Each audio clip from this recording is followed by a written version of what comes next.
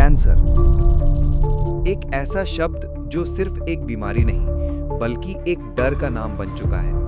हर घर, हर फैमिली इसके टच में आई है। हर साल लाखों नहीं करोड़ों लोग इससे सफर करते हैं। शायद आपने भी अपने किसी क्लोज रिलेटिव या फ्रेंड को इससे लड़ते हुए देखा होगा। कभी होप जीत जाती है और कभी अफसोस की हार। लेकिन दोस्तों, सोचिए अगर एक ऐसा सॉल्यूशन हो जो कैंसर के खिलाफ लड़ाई को बिल्कुल बदल दे, और वो भी एक पर्सनलाइज्ड सॉल्यूशन जो स्पेसिफिकली आपके शरीर के लिए डिजाइन किया गया हो, सिर्फ 30 मिनट्स में। हाँ, एक ऐसी कैंसर वैक्सीन जो जनरल नहीं बल्कि आपके लिए ही बनाई गई हो। Sounds too good to be true, right?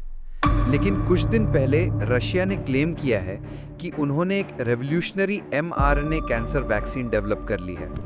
और शॉक की बात यह है कि रशिया ने अनाउंस किया है कि 2025 से अपने सभी सिटीजन्स को ये वैक्सीन बिल्कुल फ्री दिया जाएगा।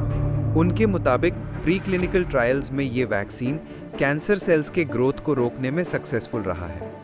और जैसे ही ये खबर आई, दुनिया भर के साइंटिफिक और मेडिकल कम्युनिटीज में हलचल मच गई। पर सवाल ये है कि क्या ये सिर्फ एक बोल्ड पॉलिटिकल क्लेम है या फिर ये सच में 21वीं सदी का सबसे बड़ा साइंटिफिक ब्रेक थ्रू बनने वाला है। और सबसे इंटरेस्टिंग पार्ट, रशिया कह रहा है कि इस वैक्सीन के डिजाइन में आर्टिफिशियल इंटेलिजेंस AI का बहुत बड़ा रोल है। तो चलिए दोस्तों, स्टेप बाय स्टेप समझते हैं mRNA वैक्सीन का मैकेनिज्म क्या है। क्या सच में ये कैंसर के खिलाफ एक अल्टीमेट सॉल्यूशन बन सकता है? सबसे पहले बेसिक समझिए।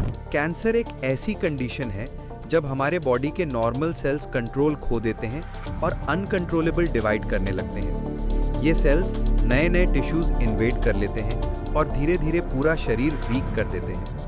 प्रॉब्लम ये है कि कैंसर सेल्स बहुत स्मार्ट होते हैं। ये अपने आप को इम्यून सिस्टम की पुलिस फोर्स से छुपा लेते हैं। जो एग्जिस्टिंग ट्रीटमेंट्स होते हैं, कीमोथेरेपी, रेडिएशन, ये सिर्फ कैंसर सेल्स को ही नहीं, हेल्दी सेल्स को भी डैमेज कर देते हैं। और इसी वजह से पेशेंट को एक्सट्रीम पेन और साइड इफ़ेक्ट्स झेलने पड़ते हैं। इसीलिए साइंस को ज़रूरत थी एक पर्सनलाइज्ड और टारगेटेड अप्रोच की, जो सिर्फ कैंसर सेल्स पे अटैक करे और बाकी बॉडी को सेफ रखे। और यहाँ एंट्री होती है नए हीरो की, mRNA टेक्नोलॉजी। सोचिए, हमारा इम्यून सिस्टम एक पुलिस फोर्स है। इसका काम है बॉडी के अंदर घुसाए क्रिमिनल्स को पकड़ना। अब कैंसर एक डेंजरस गैंगस्टर है जो अपनी पूरी गैंग के साथ बॉडी में घूम रहा है। पुलिस फोर्स इस गैंग को पहचान ही नहीं पा रही क्योंकि ये डिस्गाइज में छुपे होते हैं। नॉर्मली पुलिस क्रिमिनल्स के स्केच से उन्हें पहचानती है। वैसे ही ट्रेडिशनल वैक्सीन्स वायरस का एक स्केच इम्यून सिस्टम को दिखाती हैं। लेकिन प्रॉब्लम यह है कि स्केच कभी कभी परफेक्ट नहीं होता और इनोसेंट सेल्स भी गलती से अटैक हो जाते हैं। अब एंट्री होती है एक सीक्रेट एजेंट की, जिसका नाम है mRNA। ये एजेंट जाकर डायरेक्टली कैंसर के गैंग पर एक सीक्रेट ट्रैकर चिपका देता है। अब जैसे ही ट्रैकर लग जाता है, इम्यून सिस्टम इजीली रिकॉग्नाइज करके उन्हें एलिमिनेट कर देता है। स्टोरी सिंपल थी, लेकिन साइंस में ये प्रोसेस और कॉम्प्लेक्स है। mRNA का फुल फॉर्म है मैसेंजर राइबोन्यूक्लिक एसिड। इसका काम है DNA से इंस्ट्रक्शंस लेकर सेल्स तक पहुंचाना। राइबोसोम्स, जो कि सेल के प्रोटीन फैक्ट्रीज हैं, इन इंस्ट्रक्शंस को फॉलो करके प्रोटीन्स बनाते हैं जो हमारे ग्रोथ, इम्यूनिटी और रिपेयर के लिए इंपॉर्टेंट होते हैं। mRNA वैक्सीन्स क्या करती हैं? वो सेल्स को एक स्पेसिफिक प्रोटीन बनाने के इंस्ट्रक्शंस देती हैं। इसे एंटीजन कहते हैं। कोविड वैक्सीन में ये एंटीजन स्पाइक प्रोटीन था। कैंसर वैक्सीन में ये एंटीजन्स वो मार्कर्स हैं जो कैंसर सेल्स के सरफेस पर होते हैं। जैसे ही एंटीजन इम्यून सिस्टम को दिखता है, वो कैंसर सेल्स पे डायरेक्ट अटैक कर देता है। इसमें एक और बड़ा फायदा है।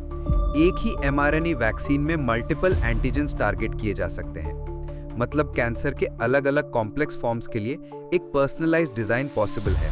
Types of antigens: tumour neo antigens, मतलब यूनिक म्यूटेशन वाले टारगेट्स। ट्यूमर एसोसिएटेड एंटीजन्स, मतलब ज्यादा होता है कैंसर में पर थोड़ा हेल्दी सेल्स में भी होता है। ट्यूमर स्पेसिफिक एंटीजन्स, मतलब सिर्फ कैंसर सेल्स में best target for therapy. Process simple नहीं है। 1. पेशेंट का ट्यूमर सैंपल लिया जाता है। 2. जेनेटिक सीक्वेंसिंग होती है। 3. AI हेल्प से बेस्ट एंटीजन सिलेक्ट किए जाते हैं। फिर mRNA डिजाइन करके लिपिड नैनो पार्टिकल्स के थ्रू बॉडी में डिलीवर किया जाता है। वैक्सीन इम्यून सिस्टम को ट्रेन करती है। टी सेल्स एक्टिव होते हैं और वो डायरेक्टली कैंसर सेल्स डिस्ट्रॉय करते हैं। और सबसे इंपॉर्टेंट, mRNA डीएनए के साथ इंटरैक्ट नहीं करता, मतलब कोई परमानेंट जेनेटिक चेंज नहीं होता। रशिया कह रहा है कि उन्होंने एआई का यूज करके प्रोसेस को फास्ट किया है। Normally personalised cancer vaccine design करना टाइम कंज्यूमिंग है, लेकिन एआई के वजह से एंटीजन डिटेक्शन और वैक्सीन डिजाइन रैपिड हो जाता है। उनके प्री क्लिनिकल ट्रायल्स के रिजल्ट्स पॉजिटिव दिखाए गए हैं, ट्यूमर ग्रोथ रोकना और स्प्रेड स्लो करना। लेकिन अभी ह्यूमन ट्रायल्स बाकी हैं, और जब तक ट्रांसपेरेंट क्लिनिकल डेटा पब्लिक नहीं होता, साइंटिफिक कम्युनिटी कॉशियस है। रशिया अकेला नहीं है, ग्लोबल बायोटेक कंपनीज जैसे मॉडर्ना और बायोनटेक भी इसी फील्ड में काम कर रही हैं। ये एक ग्लोबल रेस बन चुकी है। अगर रशिया का क्लेम सच साबित होता है तो ये एक हिस्टोरिक ब्रेक थ्रू होगा और पर्सनलाइज्ड मेडिसिन का एक नया एरा शुरू हो जाएगा। ये सिर्फ कैंसर के लिए नहीं, बल्कि फ्यूचर में अल्जाइमर्स, एचआईवी और जेनेटिक डिसऑर्डर्स के लिए भी एक रेवोल्यूशन बन सकता है। कैंसर के खिलाफ लड़ाई अभी लंबी है। रशिया का क्लेम होप देता है, लेकिन ग्राउंड रियलिटी के लिए हमें साइंटिफिक डेटा और ट्रायल्स का वेट करना होगा। एक बात क्लियर है, future belongs to personalised medicine, और mRNA कैंसर वैक्सीन्स शायद उस फ्यूचर का सबसे बड़ा माइलस्टोन बनने वाले हैं। तो क्या रशिया इस रेस को जीतेगा या फिर कोई और कंट्री वर्ल्ड को पहला वर्किंग कैंसर वैक्सीन देगी? टाइम ही बताएगा। आपको क्या लगता है दोस्तों, क्या ये सच में कैंसर के लिए एक अल्टीमेट क्यूर हो सकता है?